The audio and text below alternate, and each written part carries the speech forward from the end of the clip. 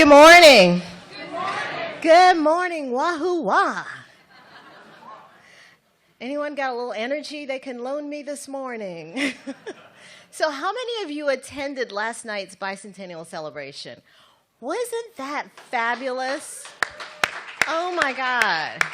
So that's the adrenaline I'm on this morning, and a little coffee. So that really was a very special night. If you missed it, I think there was a recording. You'll miss the great performers that sang. Sorry. We couldn't record those, but it really was a fabulous performance. I'm not really concert, music, and entertainment. It was really a dynamic night on the lawn. Very special. I'm Althea Brooks, and I'm Senior Director in Lifetime Learning in the Office of Engagement, and I'd like to welcome you to Newcomb Hall Theater. It's the first time we've given a talk here in Newcomb. I like it. Anybody else?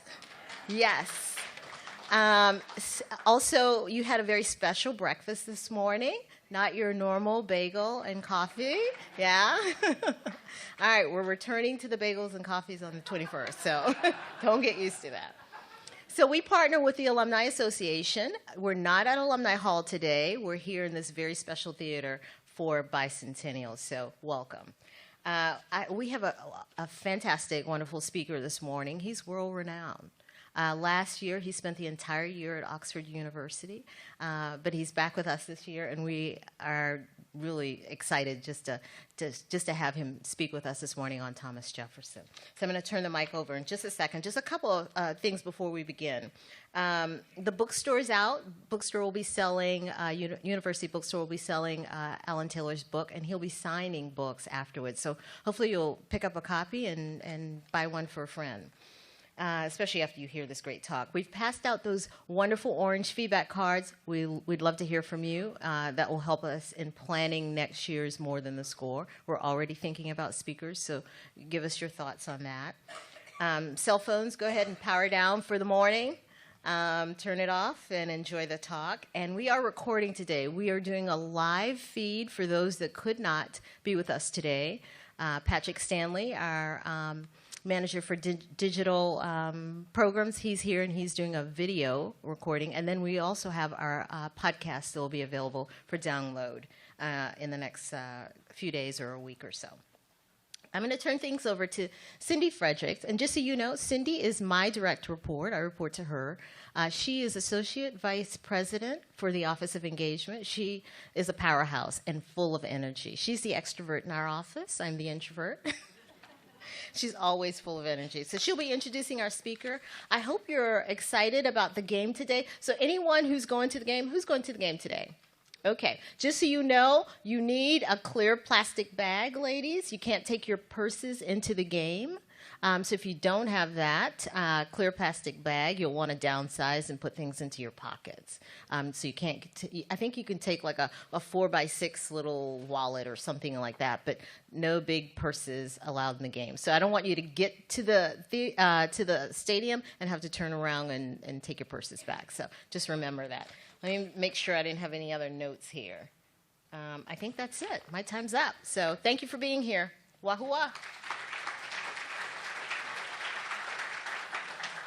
Thanks, Althea. And I've worked with Althea. The Office of Engagement and University Advancement began just 11 years ago, and Althea began the Lifetime Learning Program with me back then. And so we've been partners through this whole time. We have a great time.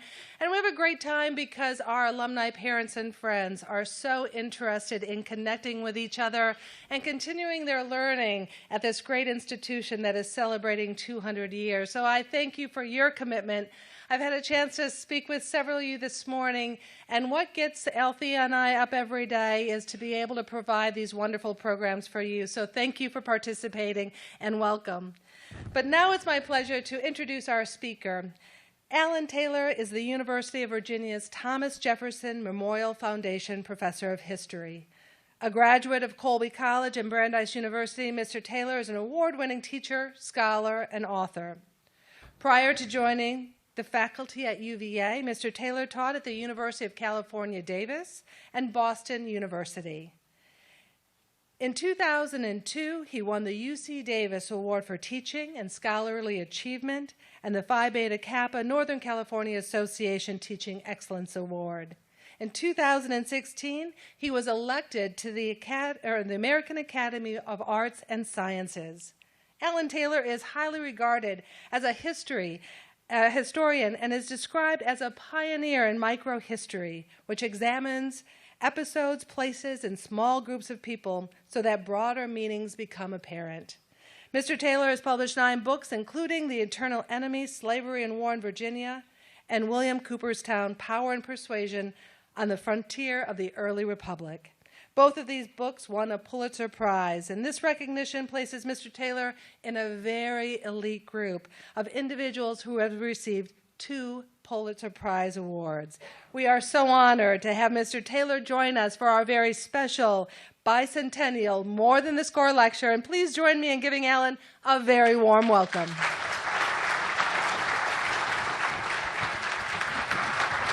Thank you, Cindy. It's very kind. Thank you.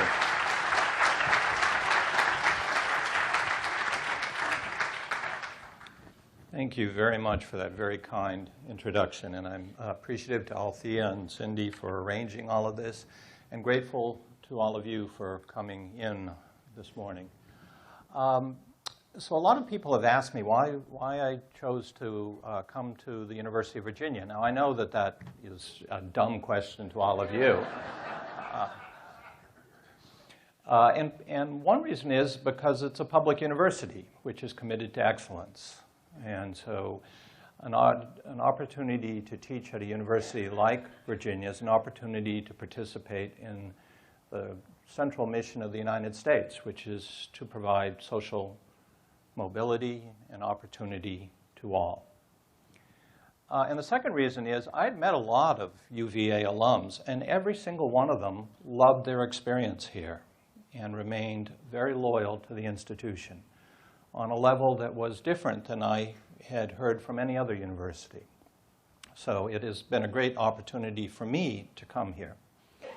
I'm currently working on a book which is about the changing meanings and changing levels of public support for education, particularly in Thomas Jefferson's lifetime. And of course, his great achievement during that lifetime in the realm of education was the founding of the University of Virginia. But he was seeking to broaden educational opportunity at every level. And in that, he experienced a great deal of frustration in his own lifetime, although he did find it very fulfilling to create UVA as the capstone for the sort of educational system that he wanted for Virginia. Now, in the course of this research, I came across the oldest surviving letter written by Thomas Jefferson, and I think it's revealing that it focuses on education. It's a concern with his education, and he writes this line: "It would be to my advantage to go to college, in the first place, as long as I stay at the mountain," which refers to the base of what would become Monticello. "The loss of 1/4 of my time is inevitable by companies coming here and detaining me from school." So he is the first and probably the last college student to justify going to college by saying he would party less.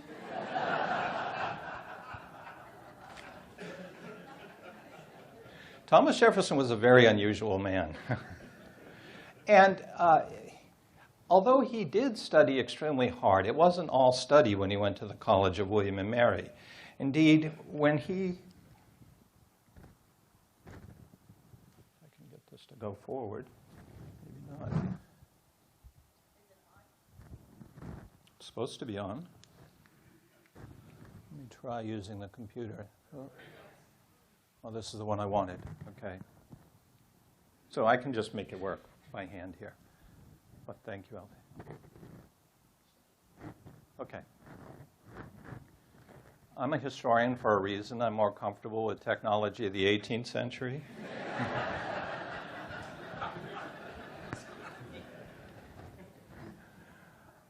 So Jefferson later in 1816, he made this confession. It turns out that William and Mary was a very rowdy place, and that there were regular battles, town gown battles between the students and the locals. And so he wrote this, that he recalled the regular annual riots and battles between the students of William and Mary with the town boys, before the revolution, and then a Latin phrase which translates as, of which I was a part. And indeed, the most notorious riot to occurred while he was there in July of 1761.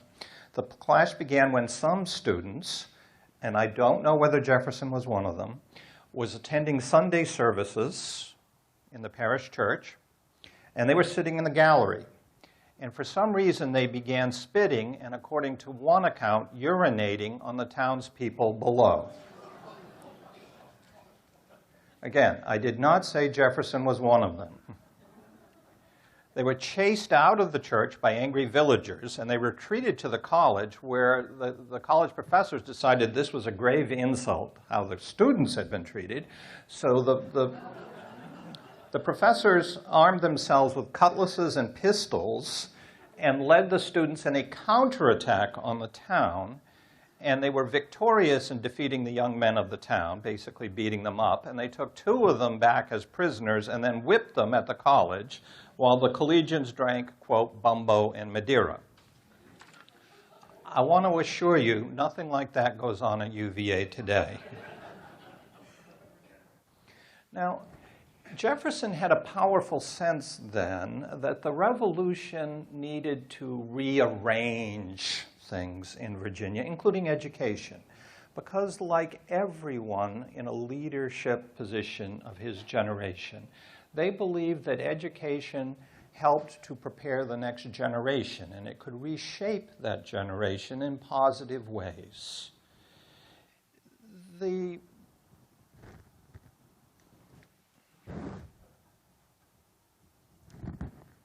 founders of the Republic were learned men, and they knew that the form of government they were creating was radical.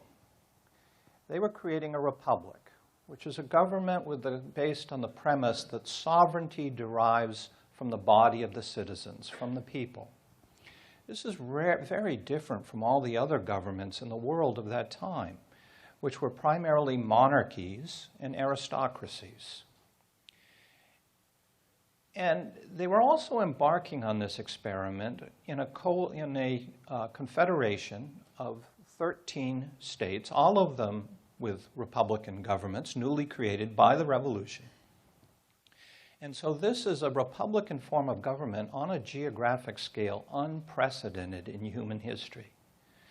And they knew from reading ancient history that republics of the past had been unstable, they had been short-lived, and they had usually collapsed and been replaced by some form of tyranny. And the classic example of this, which they kept citing, was ancient Rome, in which Julius Caesar had seized power because people were so weary of the chaos of the Republic. And he would at least bring order to things, a very self-serving order, but at least it was order. And so the founders of the Republic were not sure that what they had created could survive, because they knew that republics had always failed in the past.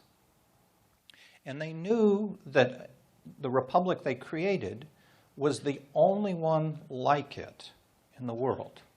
There were some small republics in Europe, but they were on a very small scale. They were a few city-states or Swiss cantons. And so the world was a dangerous place of hostile empires that were ideologically hostile to what the Americans were creating. So this adds another level of difficulty to their experiment. So if the Republic is to survive, they believed that people had to be prepared to defend it in every possible way. And they meant especially that they had to be watchdogs over their own liberty. And they had to sustain 2 qualities that would be essential for them to do that. One, they called virtue.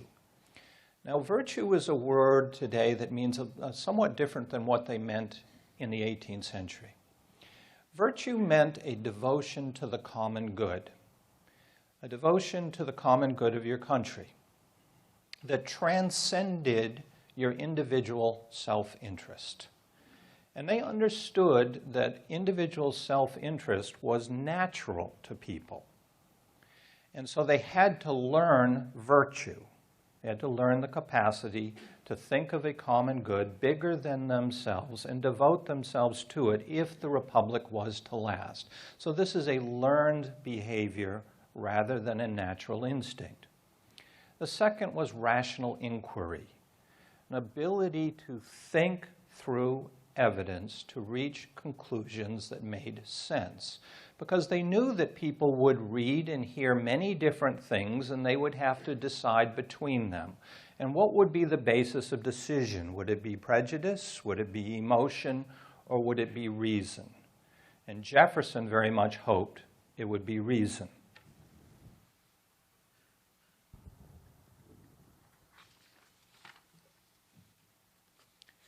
Now, the men of that generation felt they'd been lucky that they'd won the revolution in many ways, because they did not think that the American people were united through the revolution. They knew they weren't. It was a bitter civil war in which there were many loyalists who fought against it.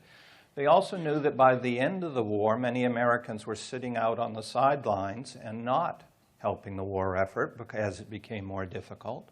And so they thought it had been a very close-run thing to win independence and to establish Republican government. They thought there needed to be more virtue and more reason taught to more Americans if they were to keep this new form of government. One of the thinkers was Thomas Jefferson's good friend, Benjamin Rush. He said, quote, "We have changed our forms of government, but it remains yet to effect a revolution in our principles, opinions, and manners so as to accommodate them to the forms of government that we have adopted. Schools needed to produce well-informed protectors of Republican government. Quote, if the common people are ignorant and vicious, a Republican nation can never long endure." Now, they reasoned that it was easy, relatively easy, to sustain a monarchy and aristocracy. That's why there were so many of them in the world. That what monarchies and aristocracies did was they kept the common people ignorant. And then they dazzled them with show, with pageantry, with large military establishments and parades. And so that sustaining a monarchy and aristocracy was relatively simple. But for a republic, it was hard work. And it could only be sustained through improved education. People had to be persuaded to be virtuous and rational citizens if this experiment in government was to succeed. Now, for Jefferson, then, he looked around Virginia, the Virginia of 1776, and he felt there was not the educational system necessary to make independence and republicanism endure. Virginia was like most states in this new country. It had no public education. It had no public schools at any level. It had one college. It was small. It educated at a given time about 50 or so students. They came only from the various wealthiest, most prestigious class. This was typical around the country. Less than 1% of American males had any college education at all. There were public school systems of a sort only in the New England states. And even there, they were sustained by localities rather than by state governments. And so the founders of the Republic, on the one hand, are saying, we need educated voters to keep what we've created. But they did not then have educated voters. So they needed then, through their state governments, not through the federal government, but through the state governments, to create educational systems that were more comprehensive. And the man other than Benjamin Rush who thought hardest about this was Thomas Jefferson. Jefferson in 1778 proposed for Virginia a comprehensive system in which every locality would have a public school for the first time. He wanted to subdivide the counties of Virginia into what he called hundreds. 100 was the equivalent of the size of a New England town. He envied the town governments of New England because they brought government more closely to local people. He wanted these newly created hundreds in every county for the voters within them to build their own school, to hire their own teacher, and pay that teacher, and to pay the taxes then that were necessary to support it. They would be local taxes. But this would be a state-mandated system that would require each one of the hundreds to do exactly this.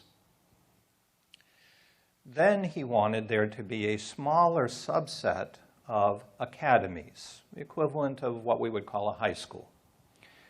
And these would be located probably one in each county. Now, he wanted the education that was provided at the lowest level to be freely available to all white boys and girls. So that's pretty radical for its time in extending it to girls. He then wanted that the very best student in every one of these 100 schools who could not afford it would get a charity scholarship to go to the academy in the county. And then every year, the best student in each county who could not afford to go to college would get a scholarship paid by the public that would go to the university, which at that time he imagined would be William and Mary.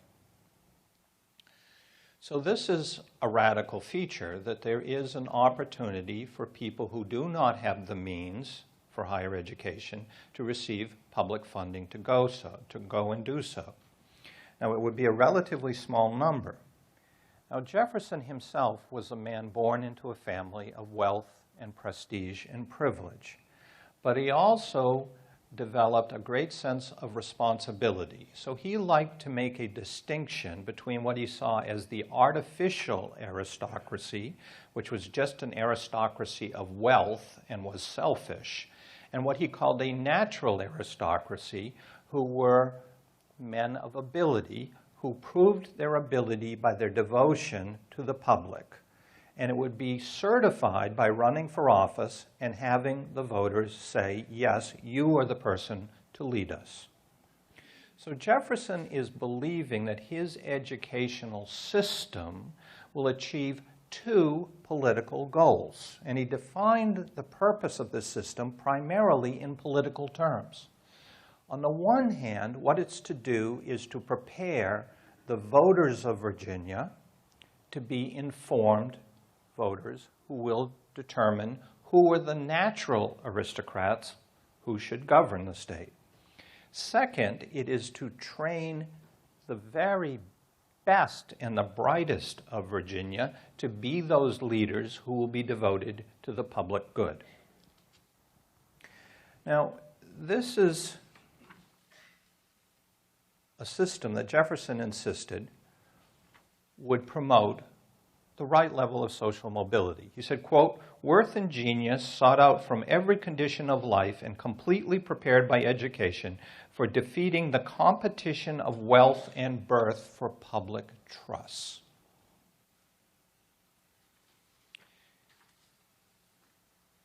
It's a system that the state of Virginia was not prepared for. Its other leaders, in Jefferson's mind, proved that they were not sufficiently natural aristocrats because they did not adopt this full system. Now, to be fair to them, at the time it was war, and it was a very difficult, expensive, hard-fought war in which British and Loyalist forces invaded and ravaged much of Virginia. There was not extra money to do anything. Jefferson hoped that after the war was over, that leaders would be prepared to implement his full system. They weren't. In 1796, they essentially punted on the system by saying, "We think it's a great idea. We recommend it to you in the counties. and we're really, really behind you, but we're not going to provide you with any money for it. Now, Jefferson's system had been that the state should require localities to levy taxes to create it. If you instead make it optional, you can well imagine what each county will do. Each county decided they did not want to tax themselves. So of the over 100 counties in Virginia of 1800, only one of them even partially implemented Jefferson's system. Jefferson was furious about this, and he primarily blamed what he saw as the artificial aristocrats who ran Virginia counties as lacking in public spirit. And he's not the only person who saw it this way. Other well-educated Virginians did the same. One was William Wirt, who would later become the Attorney General of the United States and would be a presidential candidate. He praised, quote, the astonishing greatness of the plan to rescue genius from obscurity, indigence, and ignorance while giving stability and solid glory to the Republic. And he was dismayed that Virginia failed to adopt this plan. He worried that Virginians lacked, quote, the animating soul of a republic. I mean public spirit. There seems to be but one object throughout the state, to grow rich. Unquote. So his view and that of Jefferson's is that the pursuit of money was trumping virtue in Virginia, and therefore this system was not being created. But Wirt and Jefferson are only half right in blaming the county leaders for this. Because again, in fairness, it has to be said the state leaders were not providing any funding for the system. And then they're not doing so, not simply because they're selfish, but because they want to win re-election. And they're worried that their voters don't want to pay taxes, even for an educational system. One of the legislators who was willing to vote for taxes to fund an educational system lost his bid for re-election. And he blamed voters for, quote, being so ignorant as they are, that our gentlemen are not more anxious to get learning and knowledge, end quote. He then wrote a satirical story which imagined that common Virginians preferred to buy new boots for their sons, peach brandy for themselves, and bonnets for their wives rather than fund education. He doubted that there was, quote, sense enough among the great bulk of the people to prevent a few cunning, ambitious men from taking our houses and land and everything else away from us. And then how shall we get boots, bonnets, and brandy, end quote. So this then is the challenge. On the one hand, these leaders are saying that in order to preserve popular sovereignty, we need better education, or tricksters will come along and deceive the people into abandoning their republic. And we will end up being run by American Caesars. But then they need to tax the people in order to create these schools that will enable the people to defend their interests. And it turns out that many of the voters don't want to pay taxes at any higher level. This is a dilemma. And then this is a highly rural society. Over 95% of people lived in the countryside, and a fair number of them thought that funding for education would primarily benefit other people than themselves. One man said, quote, college-learned persons give themselves great airs, are proud, and the fewer of them we have amongst us, the better. And this man preferred, quote, the plain, simple, honest, matter-of-fact republicanism. Who wants Latin and Greek and abstruse mathematics in a country like this? Okay. So when you have a lot of voters that believe that education really should just be private, it's hard to create the kind of public system that Jefferson felt was essential for Virginia. And it meant that in his lifetime, there was only money enough allocated by the state to do one of the three things he wanted to accomplish. Remember, he wanted a system of comprehensive public schools at the local level, county academies, and a great university. Well, they were able to establish the great university, and there was no money left over for the other functions, and there would be no comprehensive public education in Virginia until the late 1860s, after the Civil War. Now, meanwhile, public education was surging ahead in other states, particularly in the northern states. And college education particularly surged in the 20th century. As of the year 1900, approximately 4% of Americans received a college education. By 1980, that had risen to 50%.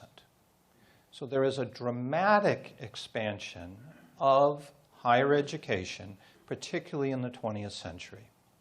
And this was a time in which there was quite robust public support for expanding public education at every level.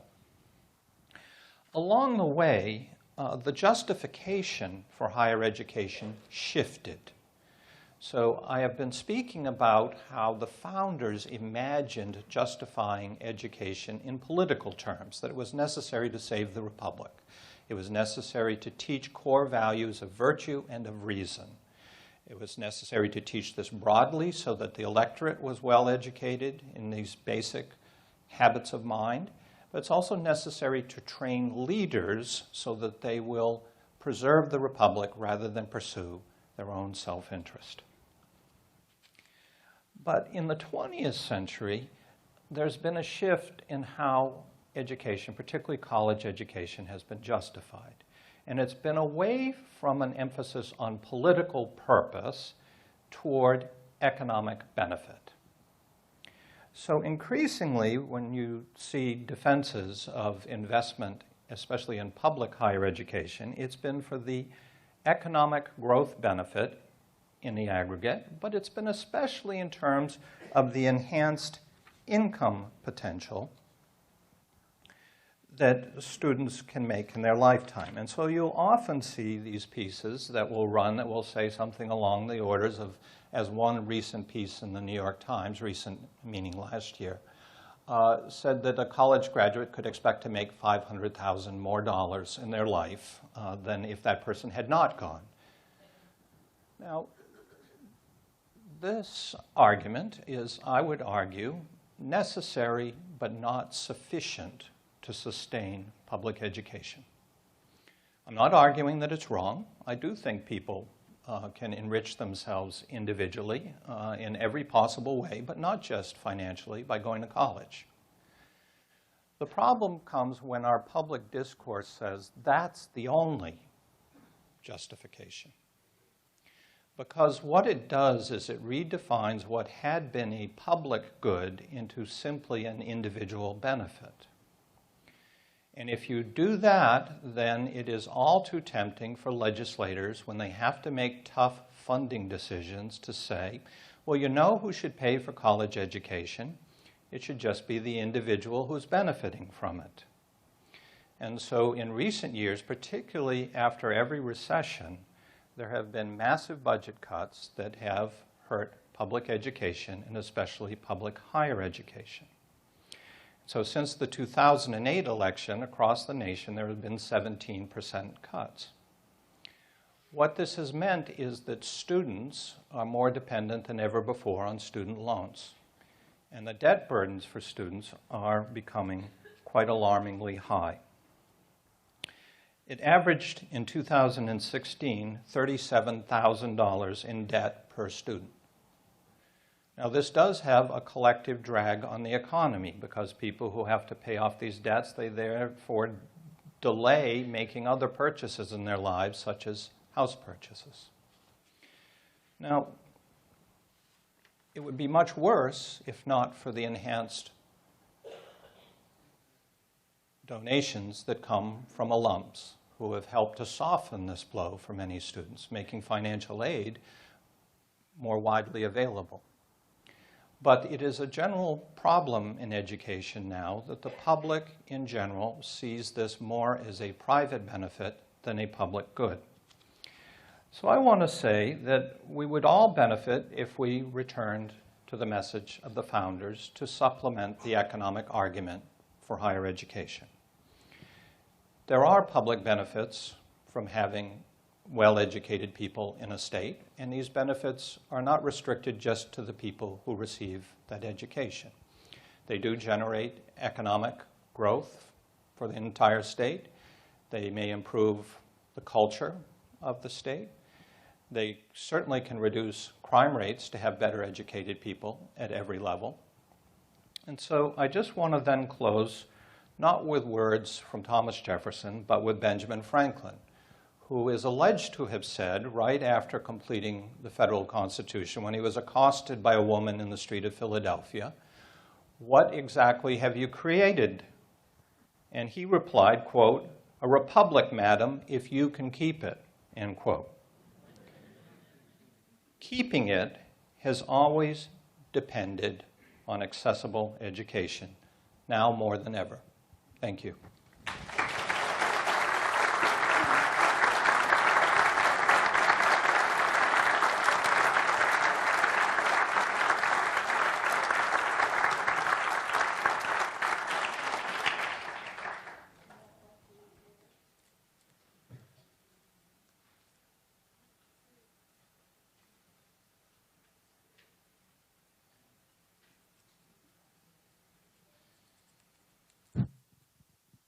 Got one statement. Excuse me. As I can project. Okay, yes, you can. So my question is this. Several weeks ago, a group of students here put a shroud over Mr. Jefferson's statue and put up signs that he was a racist. And so how do you, as a Jefferson expert, respond to those students? And if you can let us know. I thought maybe we'd have 3 or 4 soft questions before we, just so I could get warmed up.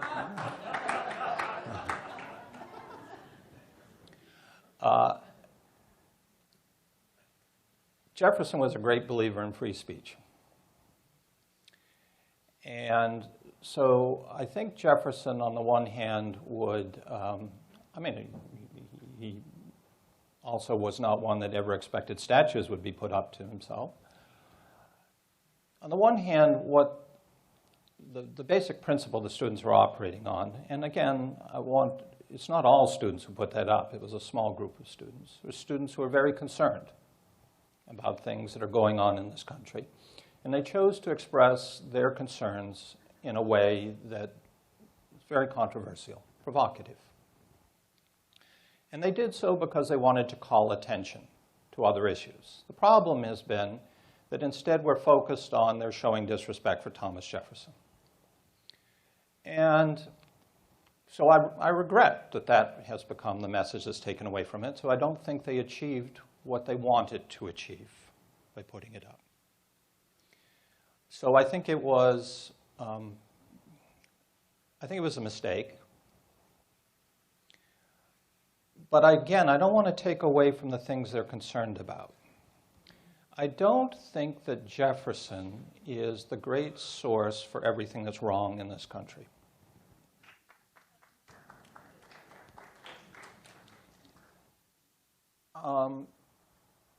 Jefferson said a lot of different things. He was clearly anti-slavery in principle, but he kept slaves his whole life. He also wrote some frankly racist things in a book that are very troubling. Jefferson also preached values of rational inquiry, and when he was challenged on some racist things that he wrote in a book by an African American, he said, I welcome all of the evidence that you can muster to the contrary. I would like nothing better than to be proved wrong. So at the end of the day, what mattered most to Jefferson was that truth win out. And I think that we will lose a lot in this country if we don't identify that that is the chief thing that Jefferson wanted, was free, rational inquiry to try to find out the truth, and he was prepared to be proven wrong.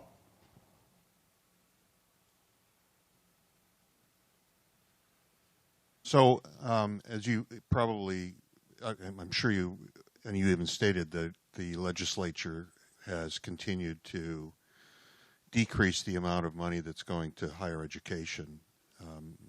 I don't think we're back to anything close to what we were prior to the recent recession. And there was one article in the Richmond Times-Dispatch that pointed this out, but none of our reporters seem to take the legislature to task when they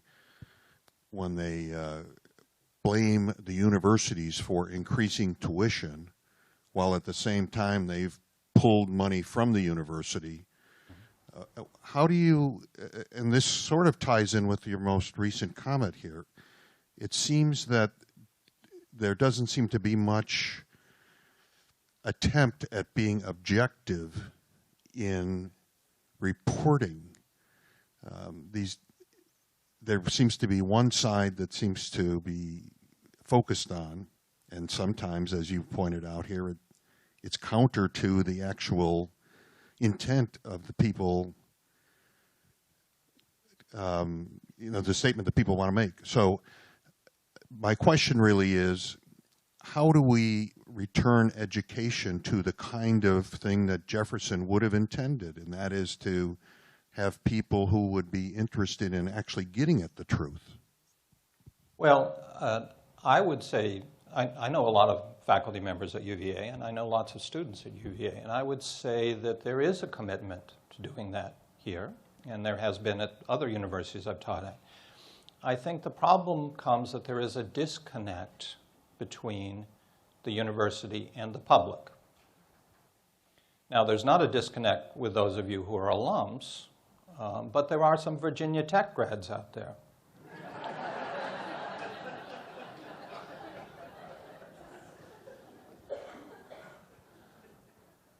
And part of that's on us. And a big part of it's on us. By us, I mean professors. I think we have not done a good job, to say the least, in recent years about mingling with the public, listening, and explaining what we try to do. There has been more of a tendency to turn inward. And I think we have to do a much better job. That's one of the reasons why I welcome opportunities to talk and to hear your thoughts and questions, and to go around the state and meet with people, because I need to know more. And I think we need to do a better job of explaining that we are trying to maintain those core principles that Jefferson had of rational inquiry. I got to turn this off. Okay.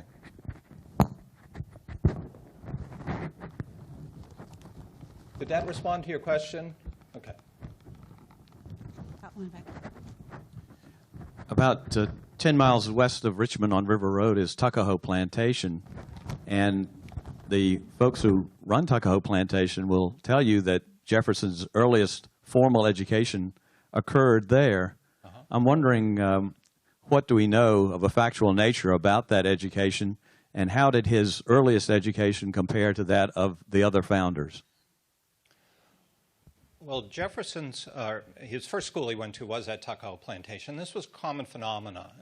So this was a plantation of the Randolph family. And so a wealthy family, they would hire a tutor, and primarily for the benefit of their own children, but then they would invite their friends to send their children there, and it would help to share the cost of it.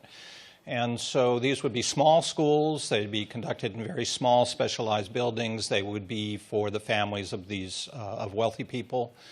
And so Jefferson's much better educated than your typical person of Albemarle County.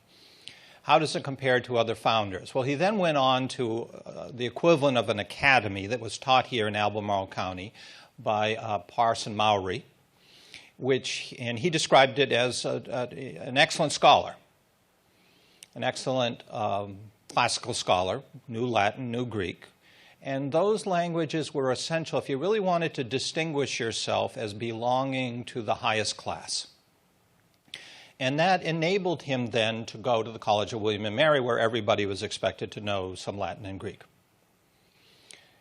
He's one of about 50 young men who are going to William and Mary at the time, and it's the only college in Virginia. Of the people who were, say, at the people we call the founders, primarily the people who wrote the Constitution or the Declaration of Independence, I think it's fair to say that about half of them had college educations, and Jefferson was one of them.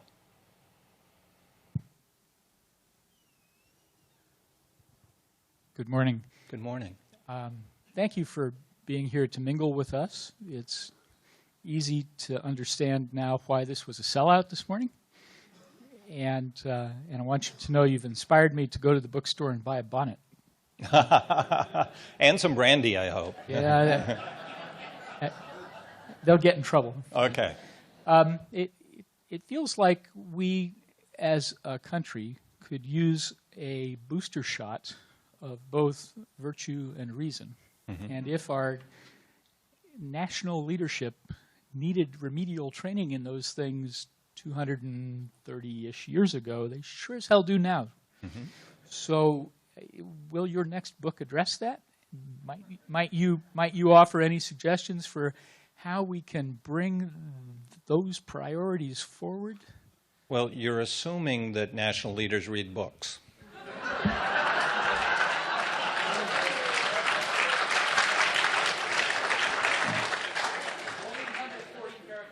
Yeah. If I can figure out how to boil down the book into a tweet, I may have a chance.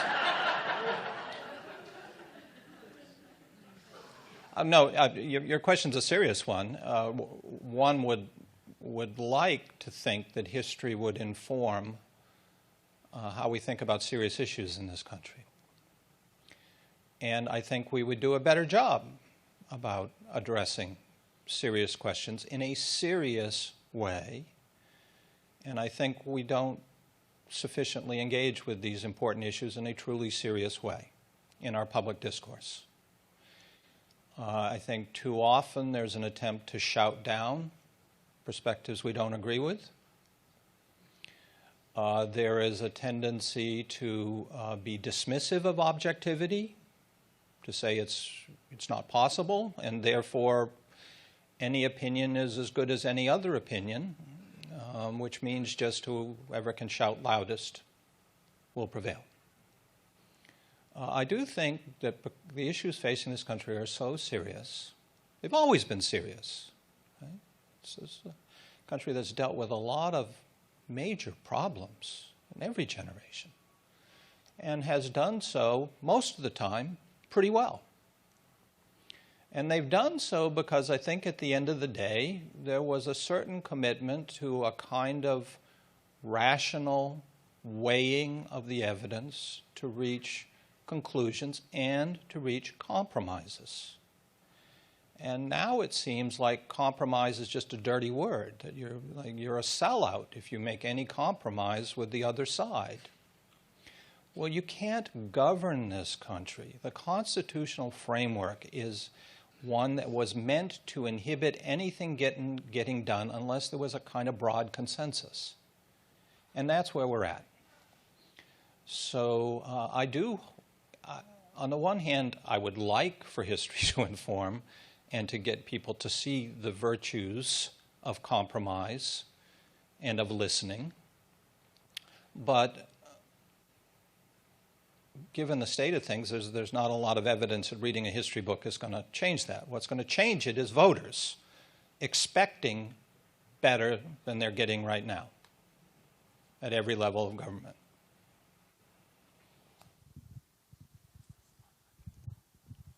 Good morning, Professor Taylor. I just wanted to kind of add to the gentleman's previous question. Do you think the original definition of virtue applies to the mission of the universities of today?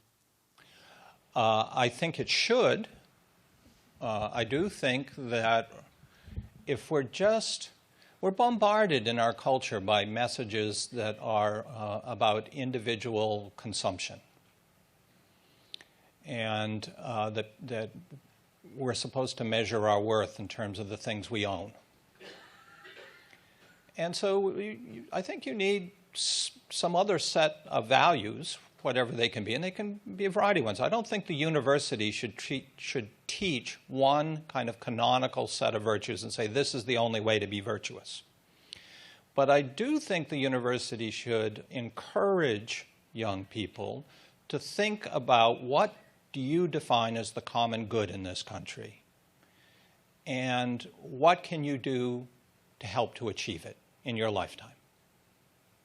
And if we can encourage young people to make their own choices as to what that is, we will have done a very good thing at the university.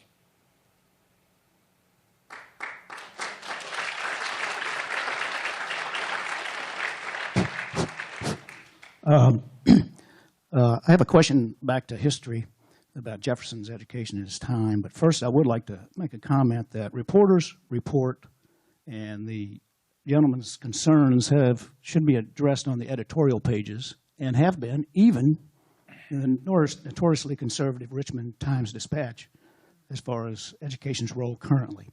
But my question is, during Jefferson's time, how would you fit in the ideas of people like Benjamin Franklin towards education and institutions that preceded the university, like UNC or Hampton-Sydney? We don't mention any university before you. Yeah.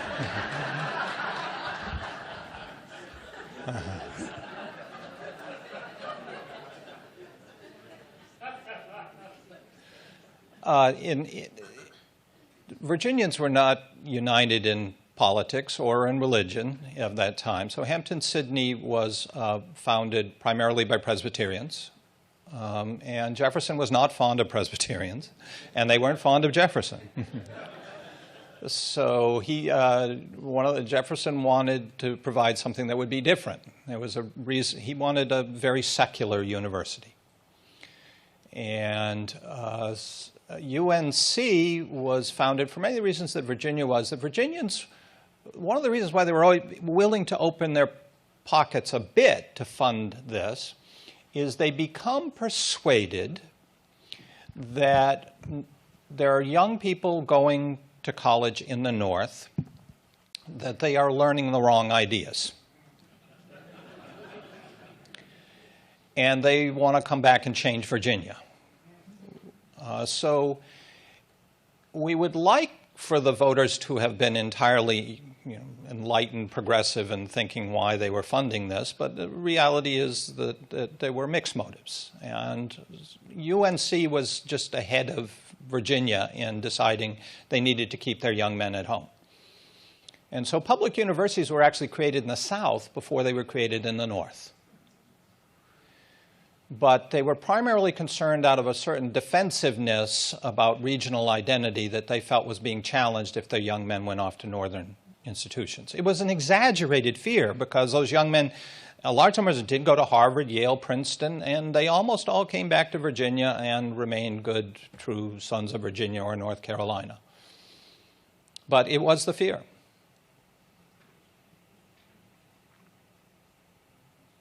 Thank you. So given economics, I liked your summary about tuition and student loans, blah, blah, blah. And I like to give money to the university and scholarships and let people be educated. But it still gets to me like how much it costs and who's in charge of like, why does it cost so much? And so maybe can you offer an historical perspective on like how much it costs to go to UVA in 1890 versus 1930 versus 2017? And is there any way to like capture that knowledge? And I've tried to, but it gets really confusing how things are spent and who's in charge of this budget so that education doesn't get so prohibitively expensive. Right. It's not professors' salaries. What are you saying?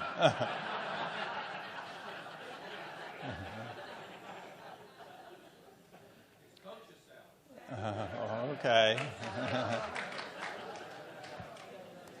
Okay, so, this is what goes on, is that there's, people point the finger at what the cost is and where these costs come from. Professors say there's too many administrators. Administrators will say, and I think quite reasonably, that there are all sorts of mandates that are imposed on the university by state legislatures and the federal government that require them to set up the office for this or office for that in order to be in compliance. So universities are often asked every year to do more, and while the public funds coming to them are less. It also was the case that in flush times, a lot of schools felt they had to compete by providing broader amenities for their students. So there's a lot of infrastructure that is quality of life infrastructure that's different from what colleges provided a century or two ago. Now, we're going to go to a football game, we're going to enjoy that. There were no football teams in Jefferson's day, right? There was no football coach. There were about 8 faculty members. There was no president. There were no administrators other than the faculty. It was a radically different kind of place, and yet it was prohibitively expensive. It was the most expensive university in America. Now, the primary reason was because Jefferson chose to spend the money that the state had given to the university to build nice buildings. And there was no money left for scholarship. And then the university was dependent upon operating costs for tuition. Okay? So the conundrums of funding education go very deep in our history. And that's one of the points of the book that I want to make, is that these kinds of choices are painful choices, and they've been made all the time. The first public scholarships at UVA are not made available till the 1840s, and they're a relatively small number. There were more charitable fellowships available at the College of William and Mary in the colonial period than there were after the Revolution. So on the one hand, the leaders are saying we need to broaden public education. We need to make it available to people who can't afford it, and then they weren't able to deliver on that. And it's really come the 20th century that there is a major investment by the public in broadening access to it. And a big part of it, I think, is the GI Bill, which more than anything enabled people to go to college for the first time. But it was part of a general principle that if you want the economy to grow and you want the society to be truly equal in opportunity, you need to provide education that's accessible to all. And I do think that we have retreated from that premise in recent years in facing the same kind of tough budgetary choices that we've always had to face.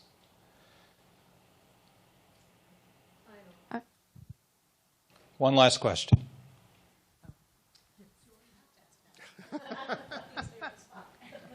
Thank you very much for coming. This was fabulous. It's my understanding that Jefferson enjoyed his education at William and Mary while he was there. What later caused him to be disaffected from the college? A variety of things. He proposed a reform package for the college that would essentially strip it of its Anglican identity and make it a secular college, and mandated new professorships, a professorship of law, a professorship of medicine, get rid of the professors of divinity. And the reforms did not entirely take hold. There was a lot of local resistance to it in Williamsburg and vicinity for a variety of reasons. And then it's just that Williamsburg was a dying city at that time. The state capital had been moved out to Richmond. There's really no economic, geographic reason to have Williamsburg if it's not a capital. It's in a terrible location. It's not a navigable waterway. And there are a lot of mosquitoes there, and the mosquitoes carry malaria. So the Tidewater in general, but Williamsburg in particular, was declining relative to the rest of the state. Population was shifting into the Piedmont, which was healthier. this was the economically vibrant part of the state. So part of it is these reforms didn't take, and the other part is Jefferson just decided that Williamsburg was a terrible place for young men to go, that they were all going to die of malaria. He didn't like the professors that they had there come 1810 or so. And so he felt, let's just get rid of William and Mary. Because, he didn't just want to coexist with William and Mary. He wanted to take their money away, reduce it to an academy, and use the money to do more things at UVA, right? And there was a big struggle in 1824 to 25. It's not just to create UVA, but to see if they could steal, well, I don't want to say steal, take away the endowment from William and Mary, which would have been an act of confiscation because it was a privately chartered corporation. And it turns out that a lot of good lawyers in Virginia say you can't do that. So William and Mary survived, sort of, and it staggered on and didn't do very well. I'm just stating the facts. It's a fine school. I taught there for 2 years until the 20th century when it revived.